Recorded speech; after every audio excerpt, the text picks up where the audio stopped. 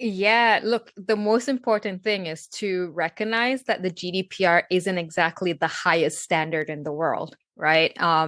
In Asia Pacific, for example, consent is the only viable legal basis for processing, unlike in Europe, where you can use, in a lot of cases, legitimate interest to process. Obviously, variations across Asia Pacific.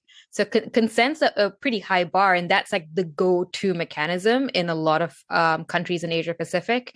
And then the challenge is, unlike the EU, where you have a standardized piece of legislation, is every single country has a different political landscape.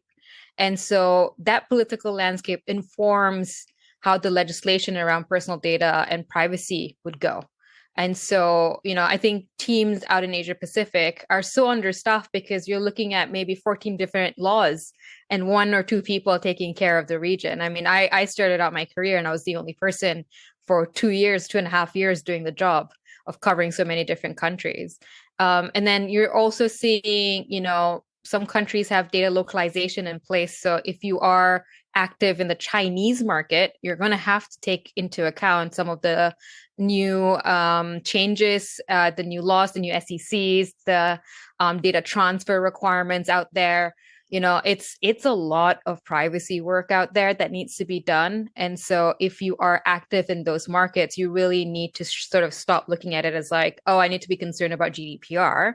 I only need to be concerned about what's happening in the Northern Hemisphere and the West. Like there's so much happening in Asia Pacific that requires a much more detailed look into all of the little things that could trip you up, right? In terms of, even things like registering with a regulator, your systems and your not just your data breaches. So there's a lot of these things that people need to be aware of when you talk about doing a global privacy program.